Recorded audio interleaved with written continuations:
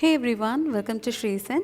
இன்னைக்கு இந்த வீடியோவில் ஒரு சிம்பிளான பிரேக்ஃபாஸ்ட் ரெசிபி, ஜப்பானில் ரொம்பவே ஃபேமஸான இந்த சோஃபல் பேன்கேக் நம்ம வீட்டில் எப்படி ஹெல்த்தியாக செய்யலாம் அப்படின்றது தான் பார்க்க போகிறோம். இது வந்து ஒரு கிட்ஸ்க்கு ரொம்ப ஃபேவரட்டான பிரேக்ஃபாஸ்ட்டு. அண்ட் இதில் வந்து நம்ம வீட் ஃப்ளோர் அதுக்கப்புறம் கொக்கோ பவுடர்லாம் ஆட் பண்ணி செய்ய போகிறோம். ஸோ அவங்களுக்கு கண்டிப்பாக பிடிக்கும்.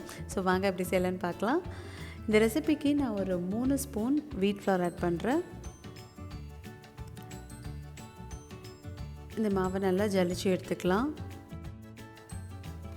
நெக்ஸ்ட் இது கூடவே நான் ஒரு ஸ்பூன் கொக்கோ பவுடர் ஆட் பண்ணுறேன். ஸோ இது எல்லாமே நல்லா ஜலிச்சு எடுத்துக்க போகிறோம்.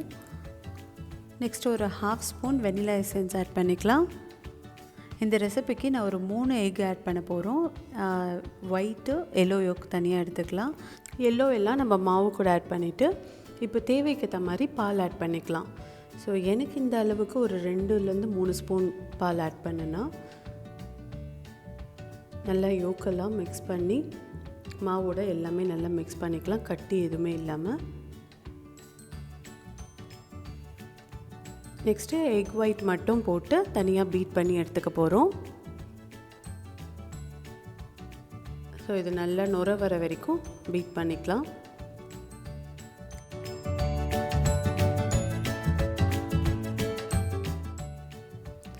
இந்த மாதிரி வந்ததுக்கப்புறமா இதில் ஒரு 1/4 ஸ்பூன் வினிகர் ஆட் பண்ணுறேன், இல்லாட்டி லெமன் ஜூஸ் கூட ஆட் பண்ணிக்கலாம்.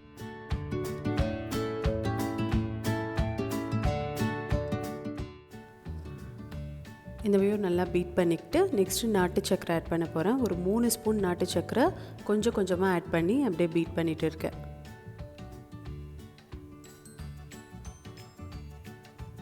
ஸோ நல்லா பீட் பண்ணிவிட்டு இந்த மாதிரி ஒரு கன்சிஸ்டன்சிக்கு இருக்கணும். ஓகே, இந்த மாதிரி சாஃப்ட் பீக் இருக்கணும். இதை எடுத்து நம்ம ஏற்கனவே மிக்ஸ் பண்ண மாவு கூட கொஞ்சம் கொஞ்சமாக ஆட் பண்ணிக்கலாம்.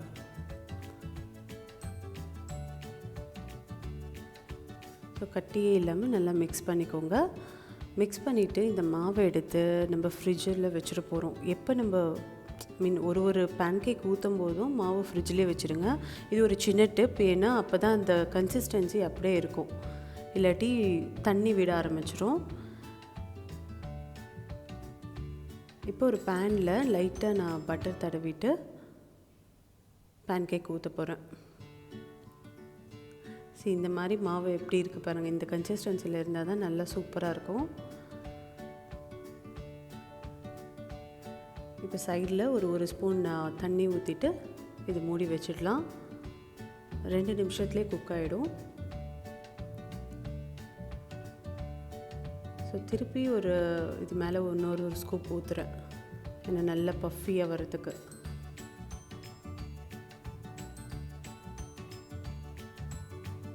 நெக்ஸ்ட் இதை திருப்பி போட்டுடலாம்.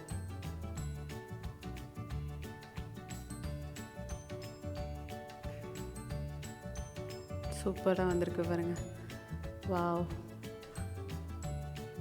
இது மேலே அப்படியே பட்டர் போட்டு சாப்பிட்டோன்னா செம்மையாக இருக்கும். சூப்பராக இருக்குல்ல, கிட்ஸ்க்கு ரொம்ப பிடிக்கும். கண்டிப்பாக ட்ரை பண்ணுங்கள். அவங்களுக்கு கொடுத்தீங்கன்னா ரொம்ப என்ஜாய் பண்ணுவாங்க. சூப்பர் பிரேக்ஃபாஸ்ட் இது. இப்போ ஸ்கூல்ஸ் வேறு ஆரம்பிக்க போகிறாங்க. ஸோ அவங்களுக்கு இது மாதிரி கொடுத்துட்டோன்னா அழகாக சாப்பிட்ருவாங்க. ஸோ இதே மாதிரி நெக்ஸ்ட்டு நம்ம ஊற்றி எடுத்துக்கலாம். சூப்பரான சோஃபல் பேன்கேக், ஹெல்த்தியான பேன்கேக் ரெடி ஆகிடுச்சு. நம்ம வீட் ஃப்ளோரில் அது ஒரு நாட்டு சக்கரெலாம் ஆட் பண்ணியிருக்கோம். ஸோ சூப்பர் ஹெல்த்தியான பிரேக்ஃபாஸ்ட், கிட்ஸ்க்கு பெரியவங்களுக்கு எல்லாருக்குமே ரொம்ப பிடிக்கும். ஸோ இது மேலே அழகாக ஹனி இல்லாட்டி சாக்கோ சிரப் எது வேணாலும் போட்டு சாப்பிட்லாம். இந்த வீடியோ பிடிச்சிருந்துன்னா லைக் பண்ணுங்கள், கீழே கமெண்ட் பண்ணி சொல்லுங்கள் எப்படி இருந்துச்சு பேன்கேக்னு. ஸோ தேங்க்யூ ஃபார் வாட்சிங். சேனலுக்கு மறக்காமல் சப்ஸ்கிரைப் பண்ணிடுங்க. பக்கத்தில் இருக்க பெல் ஐக்கானும் ப்ரெஸ் பண்ணிடுங்க. அப்போ தான் நான் வீடியோஸ் போட்டோன்னு உங்களுக்கு இன்ஸ்டன்ட் நோட்டிஃபிகேஷன் வரும்.